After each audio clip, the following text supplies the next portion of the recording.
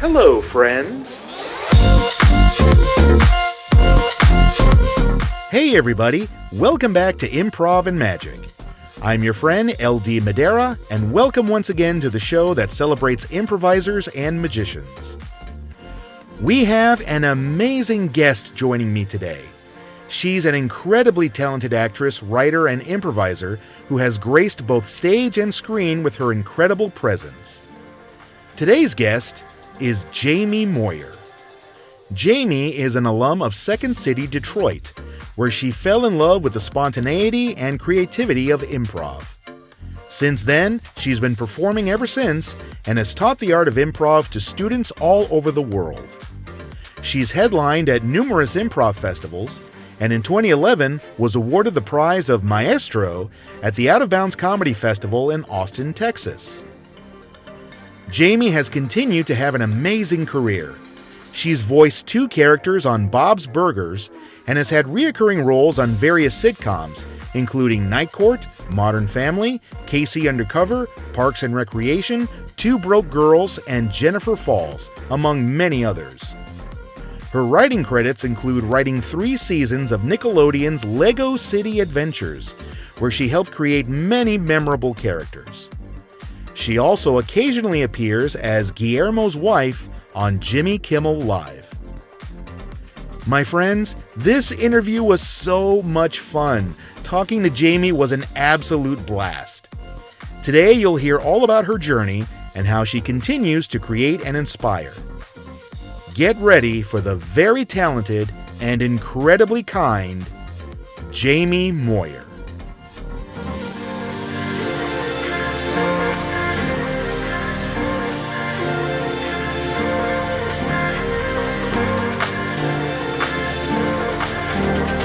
My friends, this is an unbelievable treat and a wonderful honor to have with me here on Improv and Magic. She's absolutely amazing. She's lovely. She's every positive adjective you can think of. She is the wonderful Jaime Moyer. Hi, Hello, Jaime. hello. Thank you for having me. I'm excited to do this. Thank you, LD. Can't wait to get into the inner workings of my brain. Let's figure some stuff out today.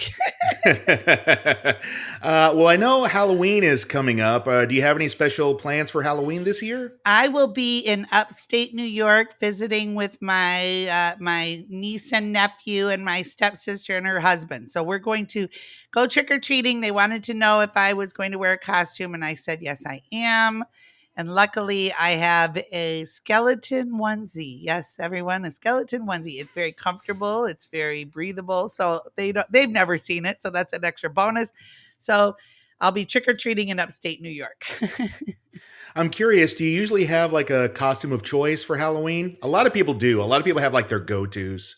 I do not have a go-to. I have worn this skeleton onesie for 3 years in a row, so it's really thank you, Target, for your plus size clothing. I appreciate you. And but yeah, I occasionally when there's a dress up like a party, a big party, I will go for it. I've been known. One of my favorite costumes, I had Minnie Mouse and I had an Uber name tag, and I was Minnie Driver for anyone who could figure that out.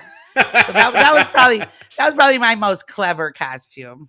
I love clever costumes. One year in college, I decided to be clever, so I was Darth Vader on vacation. Oh, that's great. Yeah, so I had the Darth Vader helmet, but I had Bermuda shorts, a Hawaiian shirt, and a leg. That's exactly what I was picturing, the helmet and Bermuda shorts. Oh, that's great. Everybody needs a vacation. Exactly. Was Halloween a big thing for you growing up? We love Halloween. We as in me and myself and I. I love Halloween.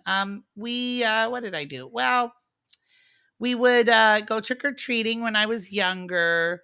I think I stopped around 13. You know how that is. I started feeling a little bit old, a little bit too old to do it. Yeah, I guess I liked it. It wasn't that big of a deal. Halloween was not as big in my house as Thanksgiving and Christmas. I would say Hmm. that. And Easter. There were Easter baskets, though we're not Catholic. And I don't know. There was Easter baskets. That's all I know about Easter. So yeah, I guess other holidays, Halloween, I don't know. My mom and my stepfather, they didn't really dress up. My dad didn't dress up. So I have a lot of cute pictures of me though in costumes when I was little. So I think my mom did her due diligence. Let's say that. Sounds good. Sounds good.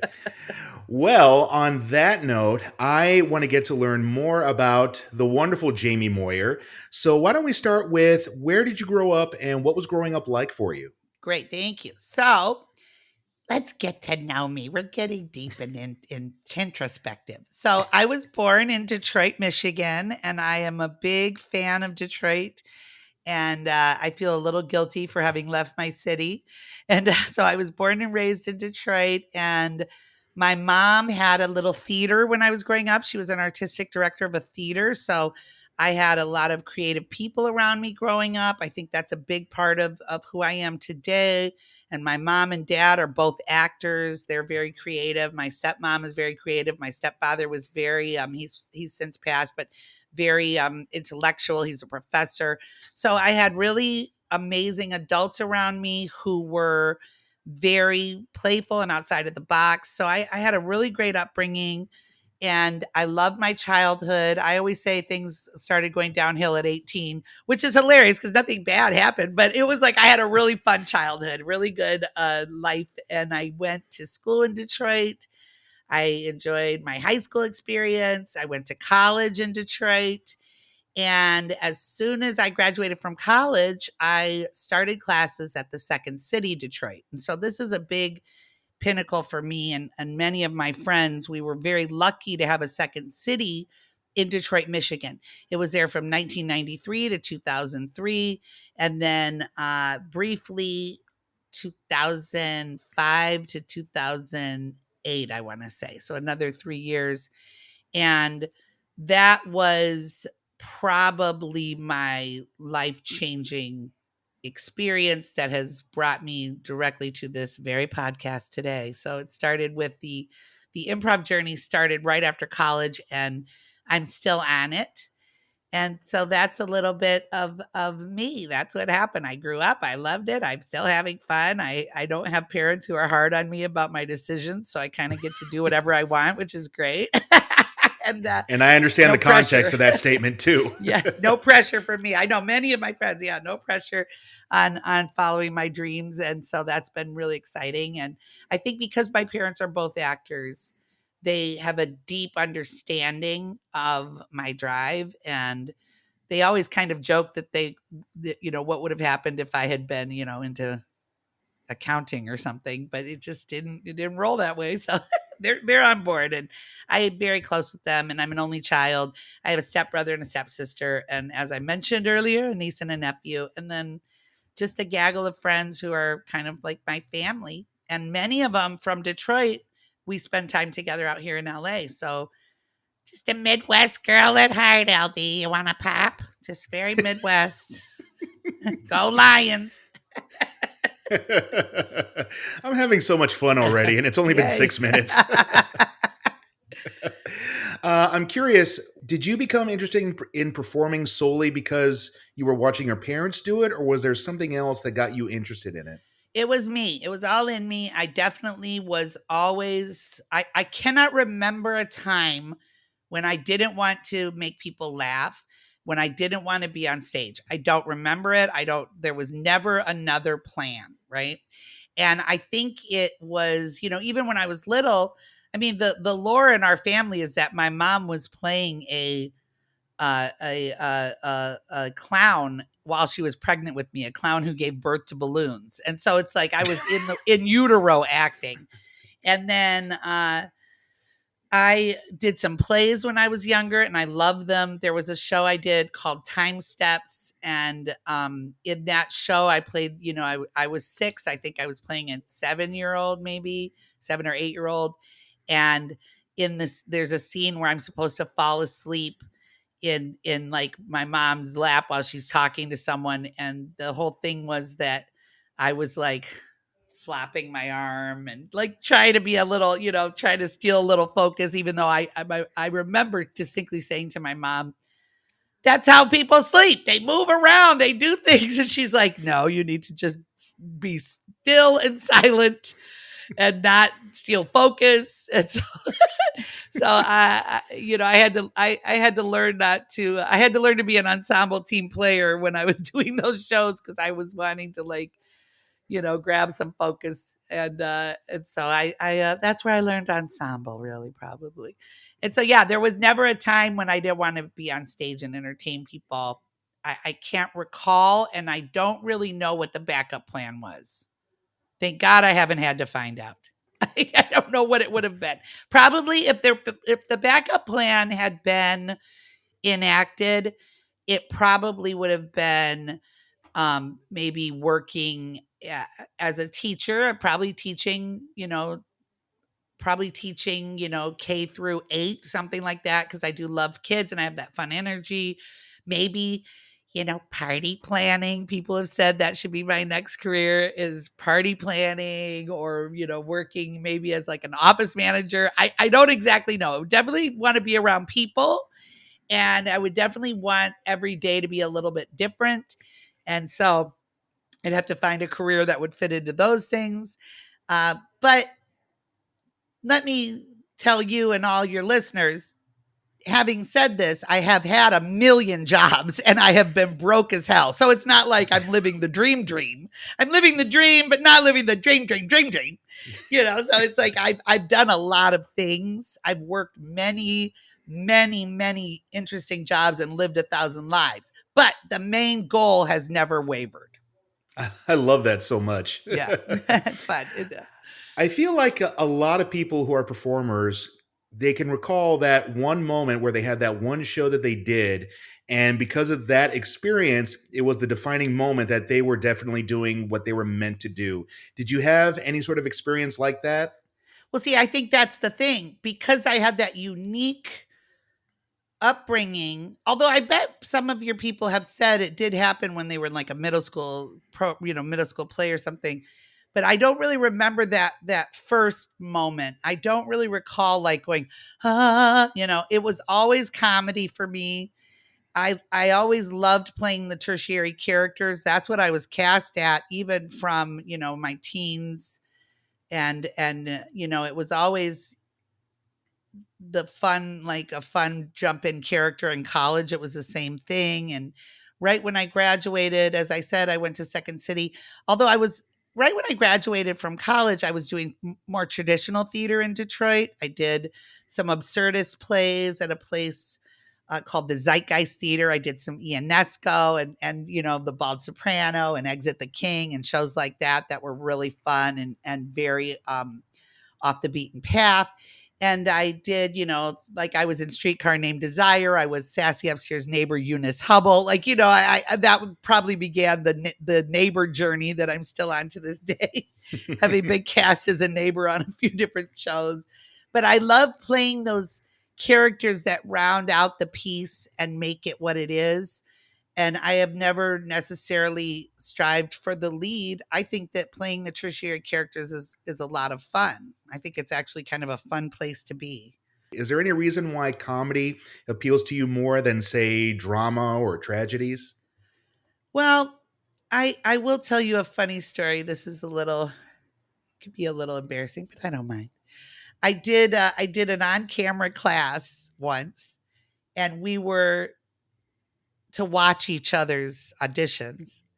And the part was one of the days in the class was like a 6 or 7 week course, was a serious piece.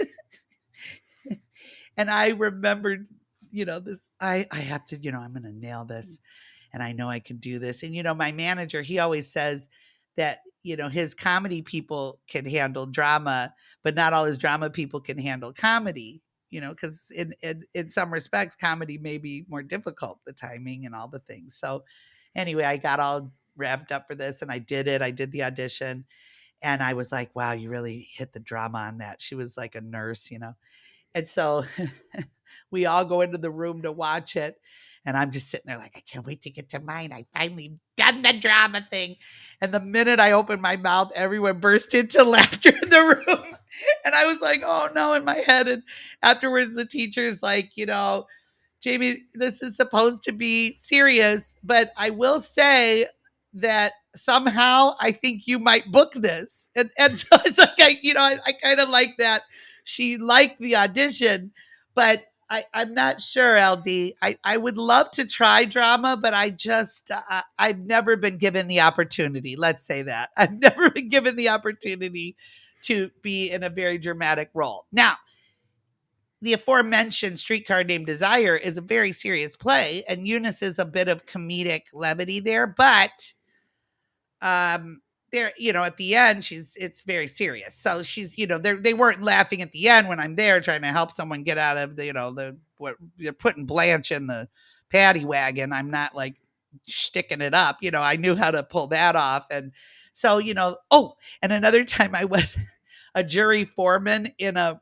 movie, a serious movie, and I had to deliver the verdict, and that was really good, and I love doing that. And that was like one of the most powerful shoots I've ever done, because every time I'd say, like, how do you find him? The jury finds the defendant guilty, and the whole room would explode. There was the left side that wanted him guilty, the right side that wanted him free. So that was like a really fun shoot. That was early on in my career. So yeah, the long answer there is no. Yeah, no, I don't think so. I always say to my students, ride the horse in the direction it's going. So I think that's where my head is on dramas, but I'm not unwilling, and I'd love to see if there was a space where I could live in both. But well, you touched upon something that I find very interesting, because there are a lot of actors who, when they know that they're doing a comedy, they tend not to be able to book it because they feel they have to go further than normal, right? There's a lot of people who feel like, well, this is a comedy, so I have to go into this with a comedy mindset, right? And a lot of actors don't realize that they don't really have to be on, right? Would you agree? No. I 100% agree. And I think that some of the beauty of comedy is the subtlety and bringing the realness to your characters.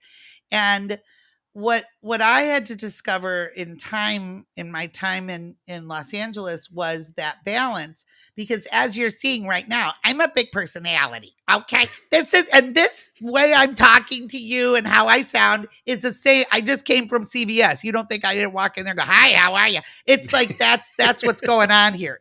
It's not like I get off the podcast and I'm like, tonight I shall watch Henry V on Kenneth Branagh on DVD. Like, it's like I am this person.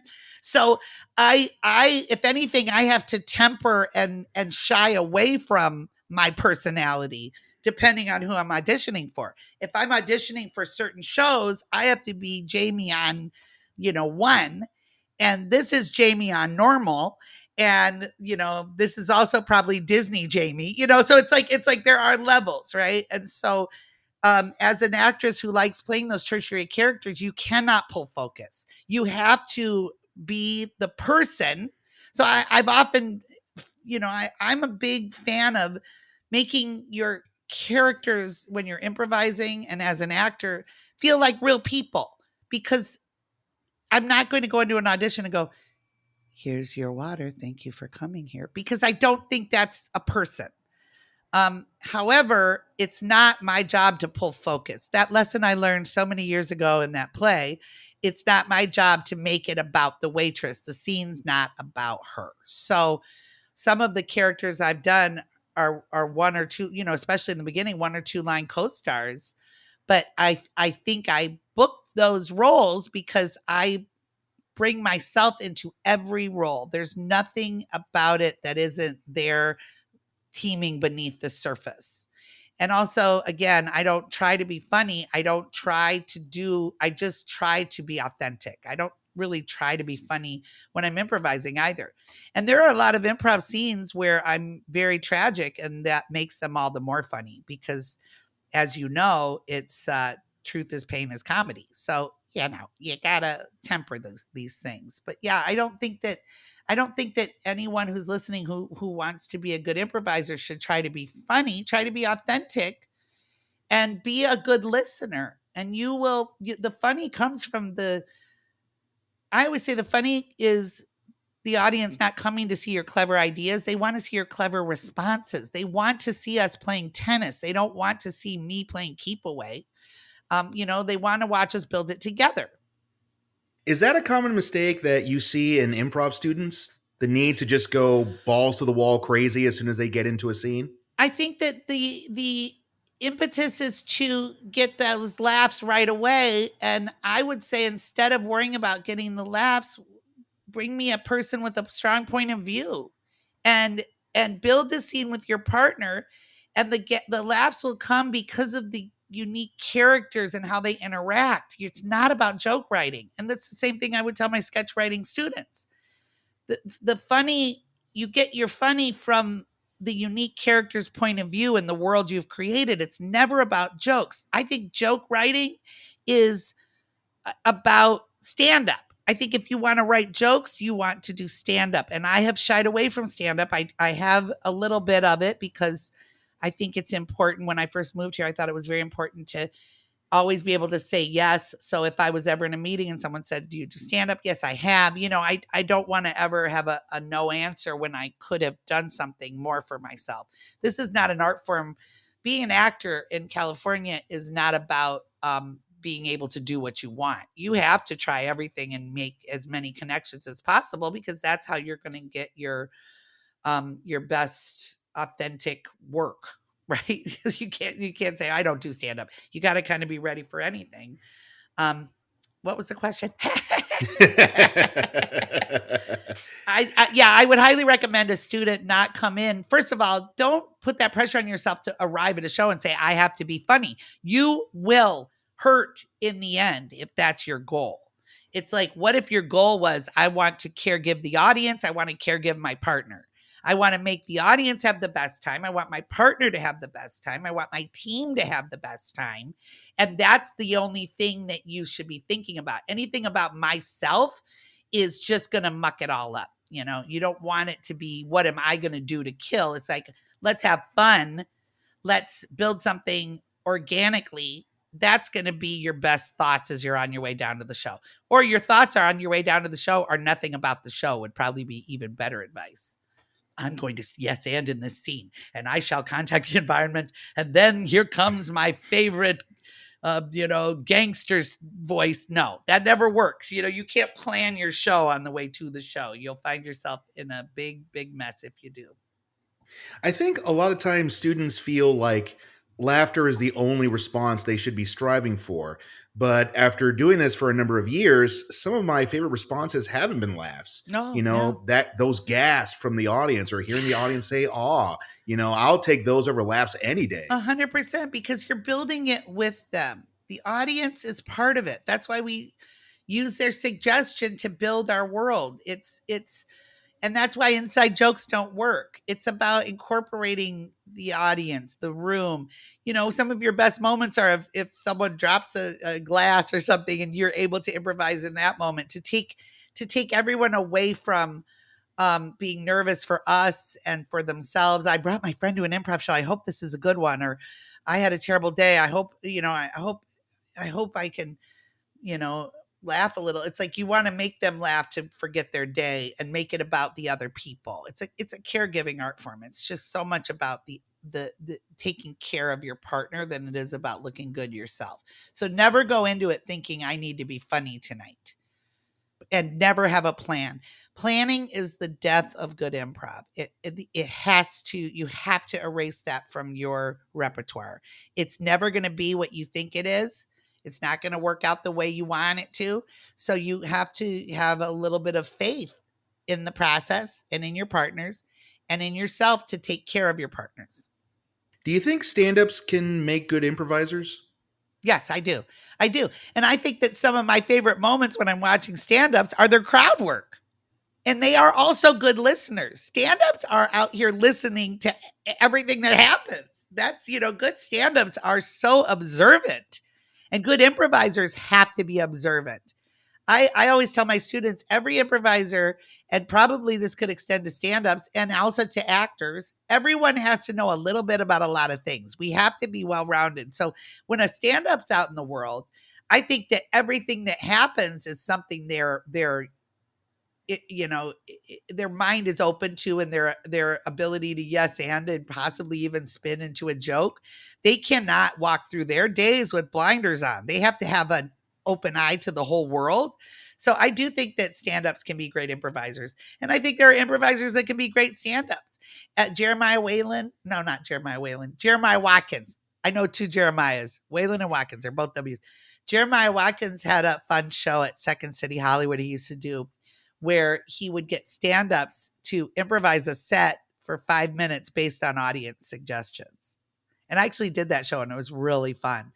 And I learned something in doing that, which is when the stand-up is asking for a suggestion and riffing off the suggestion with the audience switches from this better be funny, which is a crossed arm sitting there stance that you might see at like the Improv or the Chuckle Hut, wherever the hell comedy club. It's like this, I hope this is funny. And when you start getting the suggestions, their shoulders drop. What's going to happen? And so that show was a blast because you're starting at a place where everyone in the audience goes, how are they doing this? They don't know our little secrets, tricks, and tips for improv.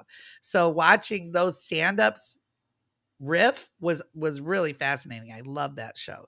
Shout out Jeremiah Watkins. And he still does a ton of stand-up and he's a great improviser. So I think you can definitely do both. And I think stand-ups make great improvisers because of their skills of observation. So, what was it that took you to Second City, Detroit? When I was in college, I would go to this theater called Planet Ant Theater in Hamtramck, Michigan. It was a small black box theater. And I was a theater student at college, and we would go and see plays there, and I would see the traditional plays. So they had traditional plays, and then they had improv on Monday nights. Well, come to later discover some of my best friends started the improv portion, but at that time I really didn't know them that well. And then all of us, the traditional theater people and the improvisers at both Planet Ant and Second City Detroit would all go to this bar called the Seven Brothers. And the Seven Brothers was run by George Svetanovsky, who was the eldest of seven brothers. And he grew up in Macedonia, and he had this little hole in the wall bar in Hamtramck. And all of us would go there and intermingle. So I knew there was a Second City because of that. I had heard of Second City just from, SNL, and I loved SNL when I was growing up and yada, yada. I knew there was one there. And quite again, by happenstance, I was one of my many jobs, as I mentioned earlier, I was a front desk manager in college at a building that was corporate apartments and residence. And we had put up someone from the Second City, Chicago, who had come into Detroit to do a show. And he gave me a comp. And so that was the first time I walked in there. So I'd been very familiar with Second City, but I hadn't seen a show. I used the comp. And I think that was probably the start of it all. I was like, oh, wow, I can't believe that this is here. Come later to find out how hard it was, how difficult for Second City to exist outside of Chicago and Toronto. Oh, this is here. And so the immediate thought was when I graduated college, I'm going to go start taking the classes there. That was it. And that was, so that's how I discovered it. I fell in love with it. I started going every Monday night to the improv at Planet Ant. And that you came to find out that improv colony was started by Joshua Funk, Nancy Hayden Edwards, and Margaret Edwardowski. And all three of them were Second City alum. And Josh went on to be the artistic director of Second City Hollywood, the who ran the training center and the small stage in LA.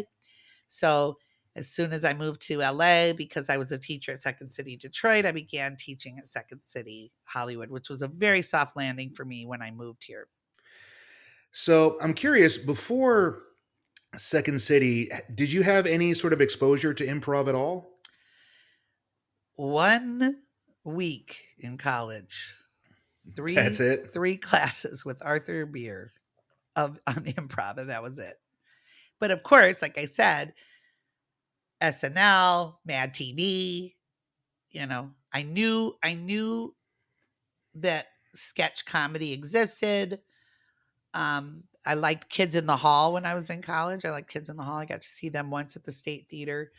But no, not really. Not really. There was no a lot of my friends had high school improv troops, college improv troops, nothing like that. No. But again, Detroit is the smallest, biggest small city, et cetera, smallest big city. It's very close knit. And so the theater community and the improv community were constantly orbiting, especially at Seven Brothers. And I later became a manager at Seven Brothers and a frequent visitor to Seven Brothers. It was right by my house. And so it was always there in the back of my head, I think, when I was in college that would be my next step. I did not know, LD, that it would become the life-changing step that it was. I always assumed I would be an actress in traditional theater. I did not know that the day I stepped through those doors at Second City, my life would be as changed as it was. I would imagine many of the people you've had on your podcast had said similar stories that what would my life have been if I hadn't taken that first improv class. So I'm sure but I guess you could go down that whole rabbit hole. Now you're like, okay, she's a rambling, but basically, wouldn't everyone say that? I didn't know what my life would be when I took that first accounting class. It could be that too. Right. So I don't know. I don't know that it's anything that's so miraculous, but to my life, it was miraculous. There are, I guess, a lot of people who take an improv class and they go, that was fun. I'm glad I took that improv class. And they don't, it doesn't do what it did for me and many of your other guess, I'm sure. Yeah, it's funny. I always love finding the similarities to my guests' lives and my own life. And as I'm hearing you talk about what happened when you were at Second City, it's very similar to my experience because I graduated college with a theater degree and I just thought of myself as just a traditional actor. And then I discovered improv and it's like, well, I don't think I want to do anything else anymore. And I would even dare say that mad respect to all of the theater teachers I've had in my life, but I really believe that improv alone made me so much of a better actor because I feel like it has taught me to just be, which is something I wasn't really getting before. Was that somewhat similar to what you experienced when you were at Second City? I agree. It's the moment to moment, and it teaches you to be vulnerable. It's really.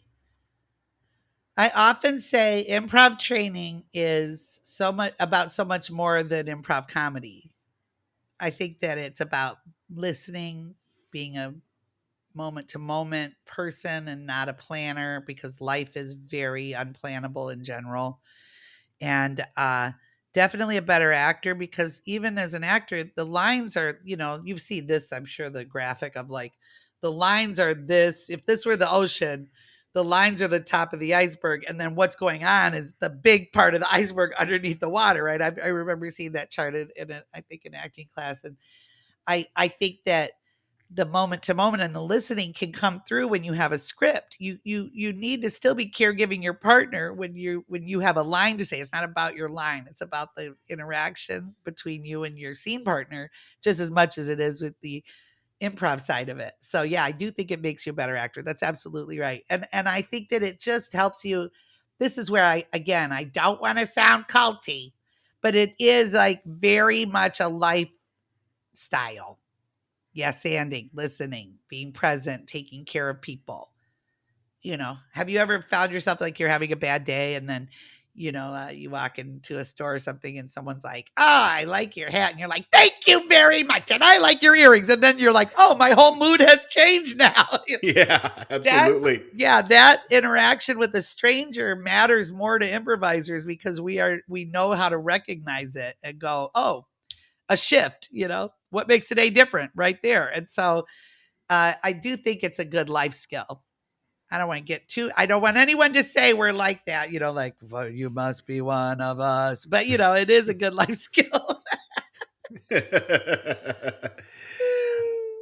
One thing that I often hear from people who have gone to Second City is that they're excited to be there and they have a great experience, but there's a part of them that also tends to have sort of imposter syndrome because they're at what's known all over the world as the mecca of improv and sketch comedy. Did you ever experience that during your time at Second City Detroit?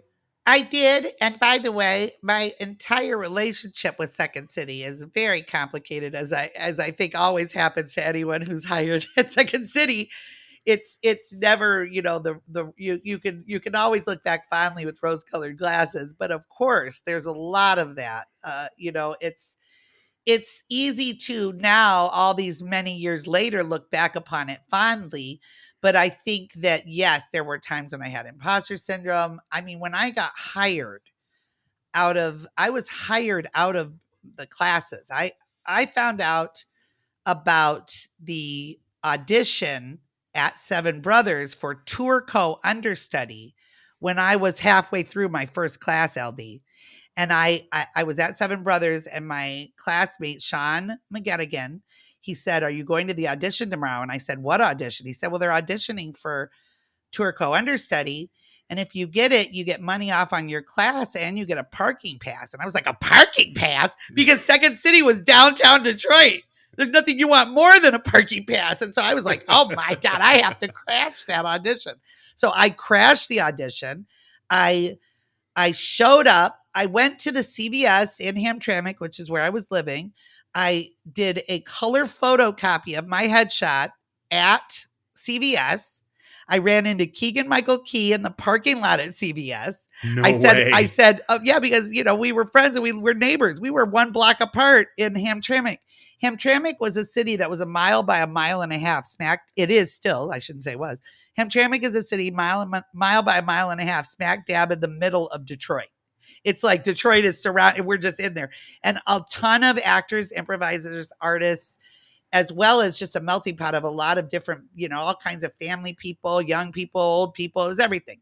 And he was my neighbor, so he was at the CVS. I was walking in, he was walking out. I said, I'm going right now to go crash the audition at Second City. And so then I drove down to Second City and I went in. I said, I'm so sorry, I don't have a slot. Can I get in? And of course they said yes. And so one of the reasons I do think that audition went so well for me was I had no idea what I was even doing. I had no stakes. And I also didn't, all I was thinking about was the parking pass. I wasn't even thinking about getting hired. I was like, I'll go do this. It was not on my radar and of what I was even there for. And had I been more in the know, I would have found out that someone was leaving the main stage and someone was getting promoted from the tour co, and that this was a tour co audition because things were about to shift and change, which I came to find out later. But when I showed up there, I was, as they say, blissfully unaware. And I think that that's kind of a good attitude to go into to any audition. Basically, it's like not freaking out. If I get this part on this show, I'll make $35,000 an episode. That's too much pressure. What if you just say, I'm going to go in here and try to have a good time? Like try to caregive the casting, caregive my scene partner again, So I went to that audition, had a lot of fun, left the audition, went about my life, didn't think twice about it, hoping for that parking pass and hoping I kind of maybe had started my journey in the, system. And a couple weeks later, I got the call, would you like to be in the tour co?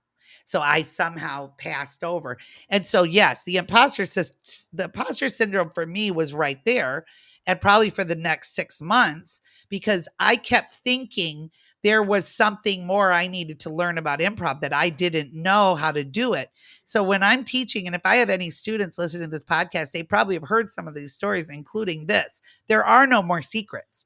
There's nothing in improv that you learn on what week am I on now? 5,080. I'm still learning, right? I'm still learning, but I also had all the rules in day one. That's the thing that, I swear, I think people are waiting for me to, sometimes when I'm teaching, like, here's what you have to do. And I'm like, yeah, it's all there in the basics.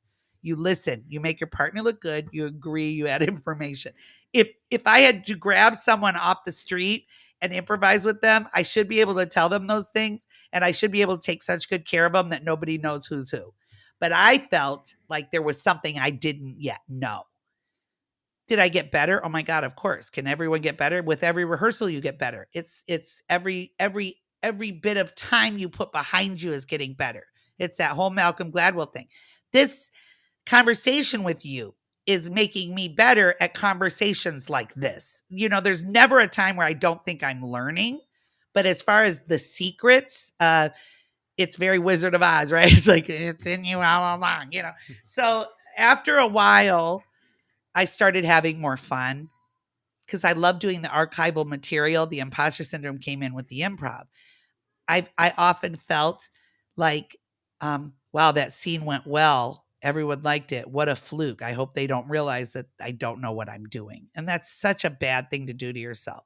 So now I tell my students, all my students, and even I just got back from doing a 2.5 hour workshop in Tucson. Yesterday, I returned and I told my students in there, you have the secrets. You have it all. You have all the knowledge of how to do this.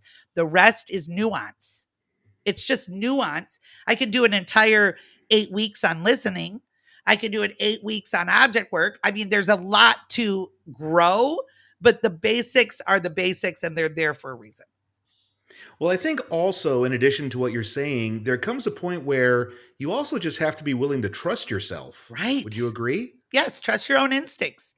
And trusting your instincts is listening to that little voice in your head. And that voice will not steer you wrong most of the time. Even when we're all doing something wrong, maybe you're dating someone you shouldn't, or spending money on something you shouldn't, or whatever, that little voice is going, you can't afford to buy these diamond earrings, so it's like, listen to your voice, trust your instincts. Absolutely. Absolutely trust your instincts. If someone in a scene says something that you think you can grab and highlight and make both of you look good, why would you drive home and go, I should have said I was the one who was the landlord of the building? It's like, just say it if it pops into your head. Yeah. Oh, you like the place? Because I'm the landlord. Boom, I got ya. Or whatever. You can grow the scene just by using that voice that tells you to say something and just saying it. You've had the opportunity to do improv not just in the States, but also in different parts of the world as well. How different is improv in other countries based on what you've experienced? I would say it's very similar. LD, it's very similar. It's so fun to do it abroad. But it's fun. I love doing improv. I will always do an improv show, no matter what, no matter where. If someone asks me to do a show and I'm available, chances are I'm doing it. But when I specifically think about two experiences abroad, I've done it a few different places, but in London, England, and in Copenhagen, Denmark, I spent a good amount of time improvising in both places and teaching in both places. So what I noticed was that they do everything that we do, including bad American accents, just like my students do bad British accents. It's like right the same. They do the same kind of references. Hear someone, "Oh, Johnny, where would you like a tea?" And then over there, they're like, I'm going to the football game. Here's my gun. They do this. They did the same stuff. They did the same stuff. It was really very funny. And same thing in Copenhagen. There's a beautiful theater there, and everyone is just so funny. And I had a blast improvising with them. And there really is not a difference at all. It's all the same soup, as I like to say. But I think what was especially funny to me and maybe to them was the references and the little, the little tells that people do, very funny. I remember in England, uh, they got a real burn in on us. They got a real burn in on America because I thought, I was asking for a suggestion for something and I said, what do you think is something that you could find in every house in America? And of course, someone goes, a gun. And everyone started laughing. And I was like, oh, no. They roasted us. They roasted us. It's a small world after all. It surely is. Yes. A small world with a lot of guns in the USA. So yeah, but I enjoy being abroad. I will tell you, LD, my favorite thing in the world to do is go improvise anywhere. And I had a blast this past weekend in Tucson, Arizona. They just had a beautiful theater. They have a nice improv community. I went with Carla Kakowski. We did our 2-person show called Thanks Babe, and we taught classes and we improvised with some of their house team and the the gentleman who runs the place, Justin, and the show was seamless. Carla and I went back to the Airbnb and we were just talking about how fun that show was. The next morning when we woke up, we were both saying, gosh, that was so fun. And we both agreed that it felt like we had been playing with those people for years. And that's the beauty of it. That's the conversation. Neither of us had met any of them. There was probably maybe six or seven home members, and then Carla and I. And we did a really seamless show that was a blast, and they were hilarious, and it was just really fun. And we, that is, I'm probably even coming off a high from that weekend, but that's just the beauty of it, that we all have the same conversation. We all know those same principles and have the same conversation, and they took such good care of us. It was really nice. It was really super, super fun. You know what I love? You definitely seem to have this great ability to just jump in and play with whoever, Oh whether yeah. they're experienced, whether they're a beginner. And I think that's a wonderful attitude to have, especially being so willing to perform with beginners, because I feel like they take so much from that. Have you experienced that yourself? Oh yeah, I love that. I was traveling for a while with my two-person partner, Mary Beth Monroe, and we were doing Moyer and Monroe all around the country. And then Mary Beth got really busy in LA, and she also had her two beautiful daughters. And so I started going solo. And that was a real leap, because when theaters would reach out to me and they'd say, we'd like, it used to be they'd reach out to us, we'd like to have Moyer and Monroe. Jamie, we'd like you to teach. Yes, I will do it. So then when Mary Beth and I kind of retired more in Monroe, I started going solo. And what I do is I go to their wherever they are and I say, put me with whoever you want. Do whatever you want. Do you want to do a jam? Do you want me to play with you? Do you want me to have a play with students? Do you want me to play with your home players? Do you want to do a 2-person show, a 5-person show? I don't care, LD. I have zero worry about going to any market and playing with anyone. And because of that, I've had some of the most amazing experiences. I love to go to the Comedy Arena in McKinney, Texas. And I'm going back there in January. And this is where I improvise the first show with whomever they have on their home team. And then the second show is a jam where anyone from the audience can get up and do a 2-person scene with me. So it's like, and I love both shows. I don't have any problem. And I think the theaters that bring me in like that I'm so malleable. I really, I just love to I'll play with the class I've taught. There's nothing, barring asking me to improvise with a serial killer, I probably will play with anyone. anyone that's not a monster. So recently I was on YouTube and I discovered something that really made me laugh. And it was a little thing called Fancy Cats. Yes. Fancy Cats, very fun video I did at Second City Hollywood. Those are all my cats. At the time that we've lost those cats now, they were all they were wonderful cats. These, as everyone on here who's listening knows, pet ownership is the greatest joy, but also the ultimate sorrow. But yes, Fancy Cats is a video where I'm a woman, a horrible woman who's trying to make her cats famous. But of course, as it is in improv, it's really about the relationship between her and her husband. Mm. I wish I had more fun, more recent clips on like YouTube. I don't really have a ton of stuff on there, but that was a really fun video I did. And the videos we made with Second City Network were amazing, because there was a time when the Second City Network was here in LA at Second City Hollywood. And so when I first landed in LA, I started at Second City Hollywood. I started saying yes to every opportunity because I was really trying to grow my career and basically trying to get past the heartache of leaving Detroit. So I was like, if I left the greatest place on earth, I better have done it for a reason. And so I was really lucky to make those videos. And I think there's also some YouTube clips of me improvising in shows with people I don't know. And there's also a lot of clips of Jaime Moyer, the baseball player. So you really have to sift through, if you want to Google me, gentle listener, it's Jaime, and you're going to see a lot of a retired baseball player who apparently was a very nice man, thank God. And I've always said I wish I could do Jaime Moyer interviews, Jaime Moyer, but we've never been able to arrange it. I should ask my managers to set me up with that. That But would be so it would be so fantastic. fun. Well, he's a apparently he was one of the oldest pitchers in the league, and everyone says he was a sweetheart. So maybe I'll be one of the oldest in the improv game at some point. But yeah, that yeah, I love doing stuff like that. It's very fun.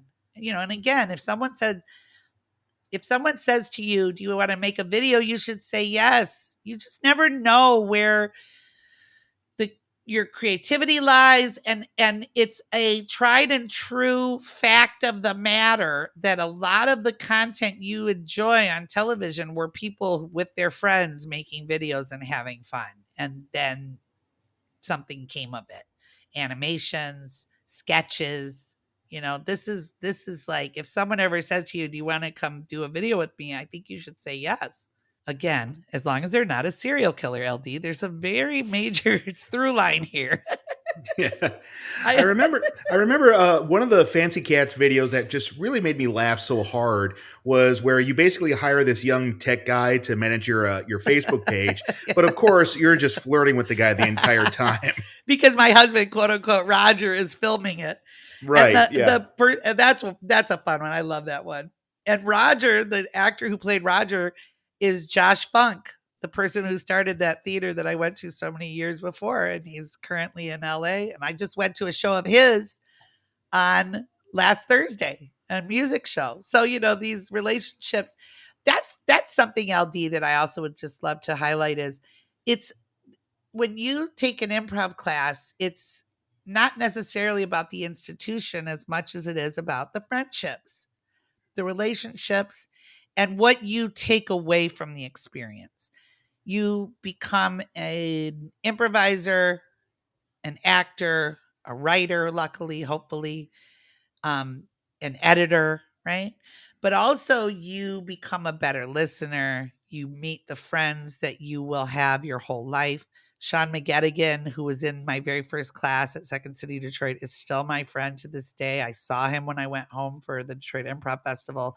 It never ceases to amaze me, the relationships. So it's like, here's the benefit of taking an improv class: becoming better quicker at improvising or interacting with strangers, friends, family, right? Better listener, can't go wrong with that. You've had, over the years, so many students. I asked, what brought you to improv?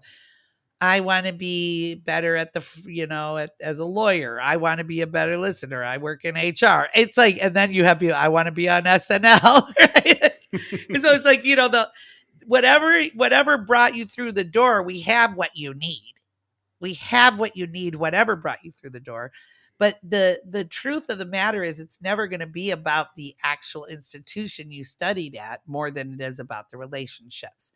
So Josh, I don't work for Second City any longer. I don't know if he does. I'm not even sure. But here I am watching him and his wife Naima do a show, and in their band is Tony Gonzalez, the MD from Second City back in the day, and Becky Sanders, who was I coached her on a team from IO West, and they're all in the band, and it's a community that you walk away from it with, and that's the only way not to leave bitter when maybe you don't get what you want necessarily out of these institutions. You can leave as a win because of the friendships, the relationships, and the skill set, the very malleable skill set that all the different ways improv comes into play to enhance your life if your mind is open to it. That's the thing. You've had the opportunity to do so many great TV and film roles, and there's just so many. You were in The Great North, Night Court, Modern Family, The Big Show, Casey Undercover, and you got to do two voices on Bob's Burgers. Yes. How do you feel improv prepared you to do all of these different roles? Let's see. Well, probably again. coming back to these same themes, caregiving your partner, reading the breakdown, looking for the clues, making the nice relationships so that you get the opportunities to even audition for such amazing shows. Um, I think that the best way that improv can help actors is embracing the new moments every time you do a scene and you read a script. When you're on set, it's such a convergence of emotions, right? It's excitement, it's nervousness, it's uh whatever the emotion is called. Get your game face on. What is that, LD? Confidence? I don't know. It's like game face, nervous, excited, anticipatory, anxiety. There's like so much going on. That's why I say the lines are the least of your worries. There's all that teaming. And I think if you're a good improviser at the audition level, you can sometimes book something if even something goes awry at the audition, or they don't cut you off and you get the tag, little things like that. And I when I look back on, like, even hearing you say those shows, I'm just amazed at I feel so lucky. I really do, that I got to work with some of my greatest comedic heroes. And I remember watching Bob's Burgers and going, "Wow, how do people get to be on Bob's Burgers?" Like, and I think that I wish I had known that it was already written. It was already in the stars, and I probably wouldn't have been so hard on myself on those lean times had I known these things were coming. So if I could ever give anyone any advice, I would just say, again, take your life moment to moment and understand that there's sometimes things working in the cosmos that you don't even understand. I mean, I when I was little, I wanted to be on TV and I wanted to be on an animation, and those were the goals. And even though I am not financially as successful as some, I have achieved many of my dreams, and that's what we all do. All of us have achieved many of our dreams. The hard part is the goalpost keeps moving, right? Because Right. if your dream was, I want to make people laugh, we've done it. Everyone listening on this podcast has done it. They've used improv to make someone laugh and make someone's day. So our dreams have come true. It's that the goalpost keeps going. But yeah, I love all those shows. I have had a blast on every dang one of them. There's not a booking I've ever gotten that I didn't enjoy myself.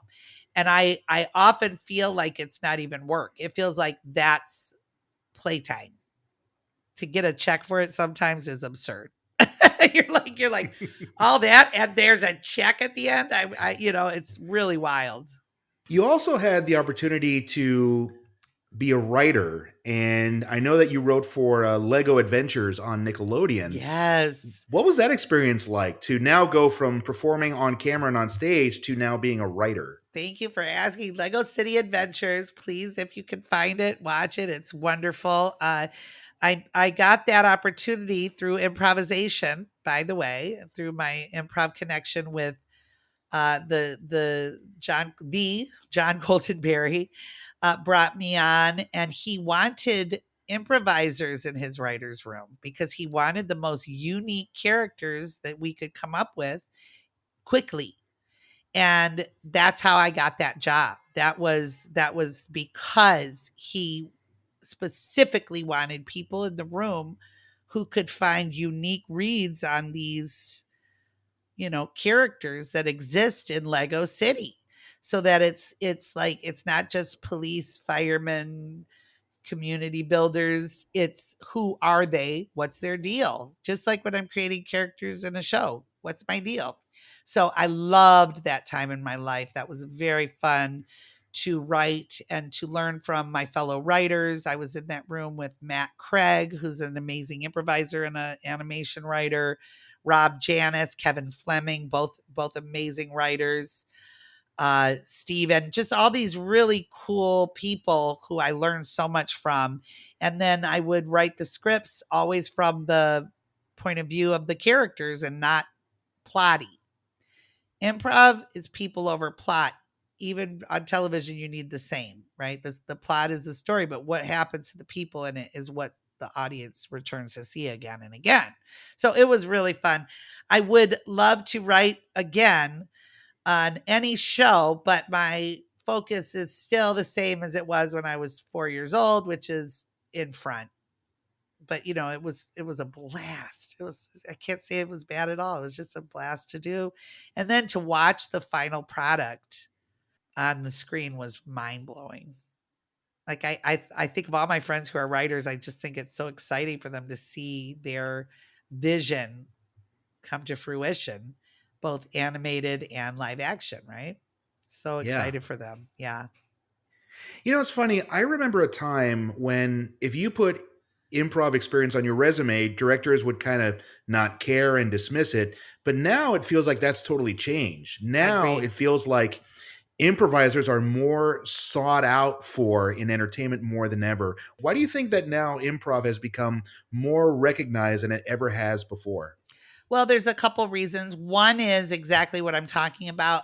The improviser has their unique take on who a character can be, and their ability to build something very specific that's different from anyone else. Because again, if I'm doing an improv show, I might play a mom, a CEO, a cowboy, whatever I might get pimped into or whatever organically comes up. But what makes that mom different in every show? What makes that cowboy different in every show is my unique, specific take on it and my unique, specific take on whatever my partner is feeding me. So in our business, there's a saying, right? There's 9 stories. There's 9 original stories of the Naked City. You know what I mean? So it's like, we could sit here on a different podcast and break down every TV show and go through the similarities of every fish out of water from Who's the Boss to God knows what, right? It's like Alf, Who's the Boss? All mine are 80s sitcoms. Give me a break. But it's a fish out of water, right? So that's a premise idea. Improvisers create material that transcends the 9 stories. And that's because of their unique take, their unique reference level. And so that's the first part. The second part, I think, is the respect. That saying, put some respect on my name. You have people like Amy Poehler, Parks and Rec, Tina Fey, 30 Rock. You have a lot of improvisers, Tim and Sam Richardson, Tim Robinson, Detroiters. Tim with I Think You Should Leave. You have what you're watching here, and the reason these shows are successful is nobody's seen anything like them. These original shows. Detroiters is such a unique and amazing original format. And the reason why is the people who bring it to you are bringing their own unique comedic perspective. And so that's why I think that it's grown more in respect. And you also have a lot of stand-ups with those same resumes. Everybody Loves Raymond is directly pulled from Ray Romano. Roseanne is pulled from Roseanne's stand-up. So it's like there was that, but I think the improvisers, it was a little more, our journey to respect was a little more wonky, but I do think you're right. I think improv on a resume used to be a hat trick, and now it's actually someone goes, oh, and by the way, LD, did you see improv on a resume? You're going to know your person's going to be good on set and be able to roll with the punches, take the rewrites, abandon the original idea. I mean, I don't want to say exactly which one, but I've done a sitcom where the character changed a lot in like a day. And I was like, okay. There was no meltdown from me because I'm not as afraid of the unknown as maybe someone who, this is my part. This is what I prepared. I'm ready to be on set. And here, what do you mean everything's changing? But I've prepared this. Like everything can't change. And we those of us with this training, we don't have that. You are less afraid of the unknown, I think. And I'm proud of all of us. I'm so glad that we have these shows that are born out of people who are great at improv. You have a ton of UCB people and a ton of groundlings. And even from the tiniest theaters in the world, you have a lot of people who go on to write on shows. And the reason they get in those writers' rooms is because they don't do the hack general jokes. They do the more specific character-based humor. You've been able to accomplish so much on stage, on screen, on animation. Yeah, all at 21. This is wild. I can't wait to have my first beer next week when I turn 21. Yes, but I have. Yes, go on, please, please. LD, let me not cut you off while you're saying nice things about me. Oh, no, not at all. I'm just curious, is there anything else you haven't done yet that you'd be interested to try? I would like to do more theater again. I have moved away from that, and that was my first love. And I have not really done a traditional play in LA at all. I've only done sketch shows.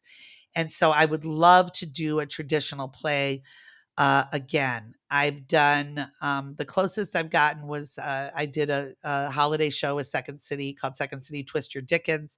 That show took me all over the country. I performed it at the Kennedy Center. I performed it in Portland. I did it in LA at the Kirk Douglas.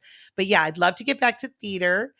And then personally, it would be nice to I'm a big fan of travel. I love to have just a little sketch more financial stability so I could do the things I want to do. But I definitely think getting back to theater would be great. A little more travel. Uh yeah, that would be really fun. Really fun to just do, a lot of the beauty of this business is if you're successful at it, you can do more and you can help more people and you can just I'd love to open an animal sanctuary. I'd love to do like Jon Stewart and, get a lot of land and just have animals, just a lot of little things. But at some point, sadly, the finances come into play on some of those dreams. But I think in Right. the immediate, another play would be really fun. Traditional theater, like and again, when I say traditional, it doesn't have to be Death of a Salesman, but like, because I loved Ionesco, I love that absurd stuff too. But, a play, lights up, lights down, blocking, that would be very fun. Well, Jamie, we're at the last question of the day. Oh my gosh, that went by so fast. I know, it always goes by so fast, but I'm excited to hear what your answer to the final question is going to be. Okay. What's the one piece of advice that has served you well that you'd want everyone else to hear? Okay. One piece of advice that has served me well that I would want other people to hear.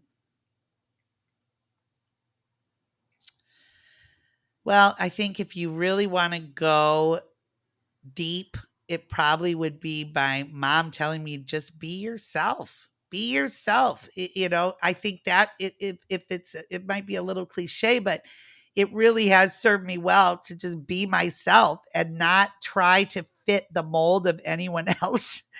And I think that has been a really good piece of advice. My mom would be yourself, they're gonna love you, stuff like that, right? In life. And I think that's really good advice for people, especially younger people. I just wish that they knew, like, people who are struggling. I'm like, you'll be okay. You won't have to change. You won't have to pretend. You just get through high school, for God's sake.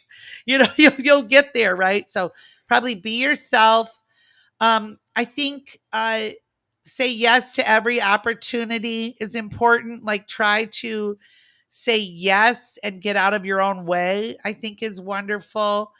um Never forget where you've been. All the cliches are great advice, but I think probably number one, yeah, be yourself. There's nobody like you. And I think that if you want to become an actor, I can't be like Julia Roberts.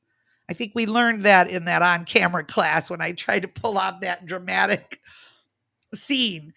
I just have to be myself. And here it is. You've heard this before. Trust the process. Trust the process. Be yourself and trust the process is my answer to that question. Because at the end of the day, the chips kind of fall where they're going to fall, whether you can plan it or not. It's impossible to plan it. Life is largely unplannable. So trust the process. Trust the process, everyone.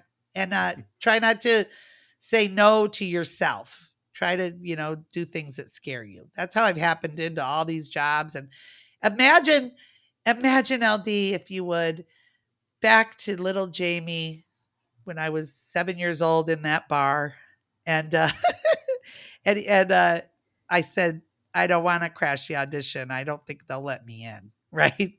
Everything would have been different for me. I didn't make a slot. I better not go down there. Right? And Right. I don't know what would have happened. So trust the process. And I think we could also add never pass up an opportunity to get a free parking pass. Yes. I think that's the best advice I would give. You asked what I have been given. The best advice I would give to someone, never pass up the opportunity for a free parking pass. Absolutely. That's great. Thank you. Yeah. Jaime, I had such a great time today. Thank you so much, and I wish you all the best in your career and in your life, my friend. Thank you, LD. Same to you. It was really great chatting with you, and I appreciate being on your show. That's quite an honor. So thank you so much. Like I always say, my friends, you are who you are, and you are special. So always remember to just be yourself and say yes to any opportunity that may come your way. Who knows? You might even get free parking. I'd like to give a big thank you to Jaime Moyer for joining me today. Jaime, you are such a delight and a true gift to the world. Thank you so much.